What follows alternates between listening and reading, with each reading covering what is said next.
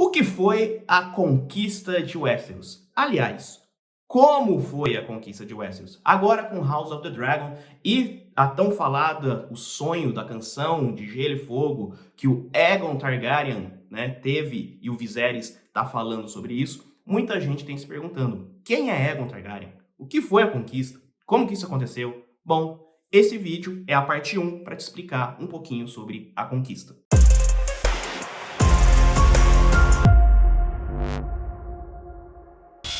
Fala aí, Calaçar, beleza? Tô aqui de volta com um vídeo de Game of Thrones para falar sobre esse assunto aí que eu dei na introdução. E antes de começar a falar, deixa eu deixar uma coisa clara aqui, Enfim, que é o seguinte, eu vou falar Aegon Targaryen porque é a pronúncia correta segundo a tradutora oficial da HBO aqui no Brasil, a Luda, tá bom? Se você quiser falar Aegon ou quiser falar Aegon, enfim, fala da forma que você quiser, tá bom? Eu não me importo com isso. Tem muita gente que às vezes fica reclamando, mas eu vou falar dessa forma, que eu acho que é até mais fácil de falar. Aegon, combinado? Segunda coisa, este é um vídeo para falar sobre a conquista, ou seja, o processo de conquista de Westeros. Não é um vídeo para falar sobre o Aegon Targaryen. Eu vou fazer um vídeo só para falar sobre o Aegon, o Conquistador, tá bom? Então vão ser coisas separadas. E aqui eu vou me concentrar no processo de conquista e depois eu faço um vídeo para falar sobre o personagem. Dito isso, vamos começar. Para entender a conquista, primeiro você tem que saber o seguinte. Em Westeros, as datas começaram a ser contadas a partir da conquista. Ou seja, a gente tem antes da conquista e depois da conquista. 12 anos antes da destruição de Valíria, 114 anos antes da conquista, Aenar Targaryen vendeu tudo que tinha na Cidade Franca e nas Terras de Longo Verão e levou tudo para a Pedra do Dragão. Quando eu digo tudo, é tudo mesmo. Esposa, dinheiro, dragões, escravos, irmãos, qualquer outro tipo de parente, papagaio, cachorro, é tudo mesmo, gente. Lá em Valíria, os Targaryens eram uma casa pequena, mesmo que fosse uma das 40 casas que montassem dragões. E os seus rivais viram a ideia deles irem para a Pedra do Dragão como um ato de rendição ou covardia. O Aenar foi para a Pedra do Dragão porque a sua filha, Daenerys, sonhou com a destruição de Valíria. Ela passou a ser conhecida como Daenerys a Sonhadora. Ela que é a Daenerys a Sonhadora citada pelo Viserys. Lembra lá na cena que ele diz que assim como Daenerys previu a perdição, o Aegon previu o fim dos homens, enfim, essa é a Daenerys. Com a destruição de Valíria, os Targaryens foram os únicos senhores de dragão que sobreviveram. Mas não foram os únicos valirianos, como eu já mencionei lá no vídeo da história sobre Valíria. Pedra do Dragão sempre funcionou como um posto avançado para os Targaryen e seus aliados valirianos, os Velaryon e os Celtigar. E continuou assim por mais de 100 anos após a destruição, com os Targaryens dominando os céus e os Velaryon e os Celtigars dominando os mares. O maior interesse deles estava no leste e não no oeste. Até chegar em Aegon o Conquistador, Pedra do Dragão foi regida por Aenar o Exilado, até ele ser sucedido por Gaemon o Glorioso, que era inclusive irmão e marido da Daenerys a Sonhadora. Com a sua morte, seus filhos Aegon e Elaena governaram juntos. O título então foi passado ao filho deles, Maegor, depois ao seu irmão, Aerys, e então para seus filhos, Aelix, Baelon e Daemon. Por fim, o filho de Daemon, chamado Aerion, foi o último senhor de Pedra do Dragão, antes que seu filho Aegon tomasse Westeros. Aegon nasceu 27 anos antes da conquista. Ele era o segundo filho e único homem de Aerion e Valaena, que também tinha sangue Targaryen. Eles também tiveram uma filha mais velha que Aegon, chamada Visenya, e uma filha mais nova que o Aegon, chamada Rhaenys. Em teoria, o Aegon deveria ter se casado apenas com a Visenya, mas acabou se casando com a Rhaenys também. Dizem que com a primeira foi por dever e com a segunda por amor. Como eu mencionei também lá no vídeo da perdição de Valíria, o Aegon montava o Balerion, que foi o único dragão sobrevivente vindo de Valíria. A Vhagar e o Meraxes vieram de ovos que foram chocados já em Pedra do Dragão. Antes da conquista, é bom a gente entender que Westeros era uma zona. Existiam 7 reinos, cada um governado por uma grande casa, mas que sempre 2 ou 3 desses reinos estavam em guerra. O norte era governado pelos Stark, o deserto de Dorne pelos Martell, as terras ocidentais de Ouro pelos Lannister, a Campina pela Casa Garden.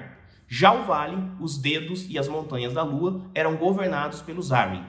Os dois reinos mais próximos de Pedra do Dragão eram as terras fluviais, governada por Arryn o Negro, da casa Roar, e Ponta Tempestade, governado por Argilac o Arrogante, o último representante da casa do Radon. Para entender a conquista, é muito importante saber sobre esses últimos dois reinos. O domínio e as terras dos Durradon foi diminuindo com o tempo, com outros reinos tomando partes para si. Arryn era o rei mais temido de Westeros e estava muito próximo dos domínios de Argilac. Ele então teve uma ideia para se proteger: tentar uma aliança com os Targaryen. Ele ofereceu a mão de sua filha para Aegon e ainda deu um dote de terras do Tridente até a Torrente da Água Negra. Aegon disse que já tinha esposas suficientes, mas fez uma contraproposta, querendo mais terras que foram oferecidas e que a filha de Argilac se casasse com Orys Baratheon, amigo de infância e meio-irmão do Aegon. O Argilac se sentiu insultado, mandou cortar as mãos do emissário e mandou para o Aegon dizendo que essas seriam as únicas mãos que seu bastardo receberá de mim. Gente boa esse Argilac, né? Bom, e foi aqui que a galera, de verdade, despertou o dragão. You don't want to wake the dragon, do you? Diferente do que foi mostrado na série, os livros não falam sobre o sonho do Aegon ver uma ameaça que viria do norte e o Westeros teria que estar unificado sobre um Targaryen. Mas ele sim convocou seus vassalos e enviou uma carta para todos os 7 reinos, dizendo que o Westeros seria unificada sob um rei e que eles deveriam se ajoelhar para Aegon.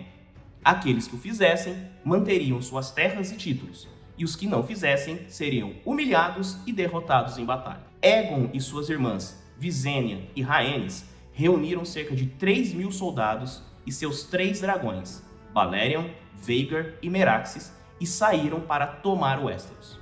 Eles começaram tomando terras de alguns senhores menores, usando muito do poder de Vhagar e Meraxes, até tomarem o principal porto de Westeros, chamado Val d'Ocaso. Isso fez com que seus cofres ficassem bem abastecidos. Desde o começo, todos os senhores que dobravam o reino perante Aegon mantiveram suas terras e títulos.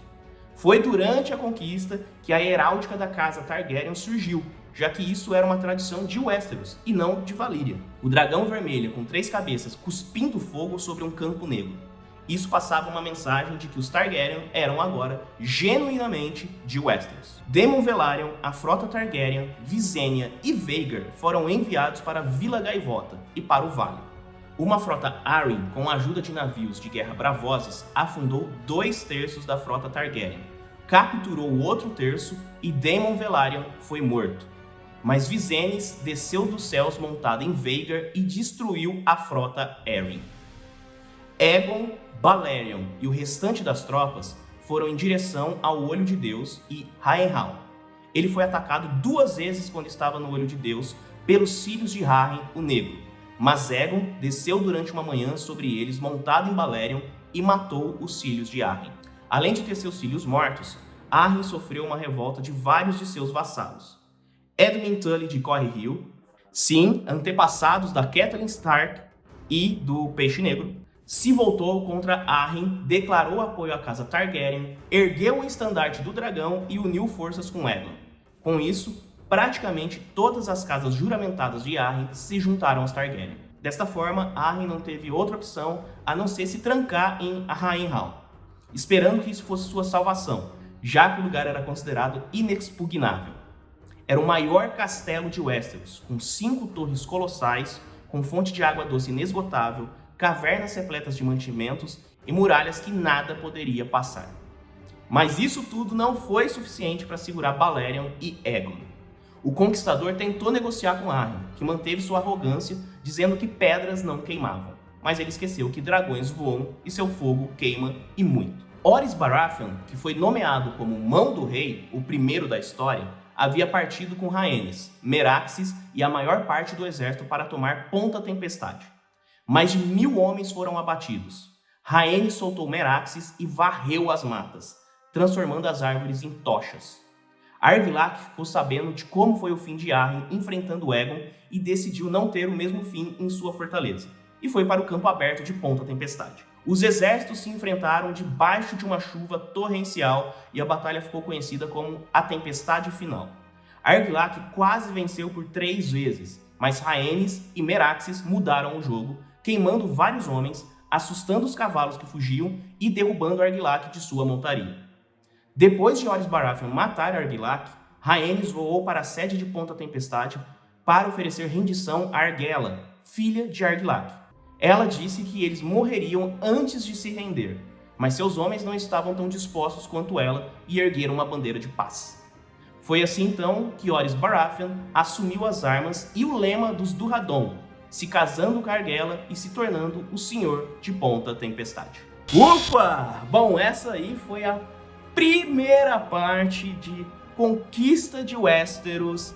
Teve muita coisa, né? Aqui a gente ouviu um monte de nomes que vocês já tinham ouvido e vários antepassados aí, como os Baratheon. Vocês podem ter se ligado que a proximidade dos Targaryen e os Baratheon, não é mesmo? Não à toa a gente vai ver mais pra frente porque Robert Baratheon assumiu o trono, tem ligação com esses antepassados. Um pouco do sangue Targaryen tá ali nele também. Bom, eu espero que você tenha gostado desse vídeo. Eu tentei condensar ao máximo as informações, ao mesmo tempo te dar detalhes para você entender mais o que foi a conquista, pelo menos o início dessa conquista de Westeros.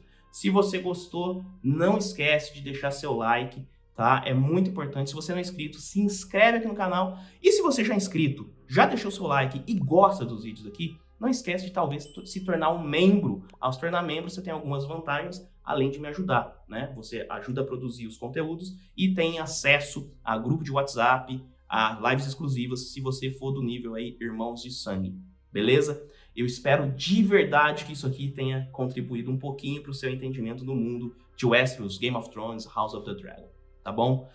Também te convido a me seguir nas redes sociais, os links estão todos na descrição do vídeo. Agradeço, como sempre, a sua paciência. A gente se vê no próximo vídeo. Valeu!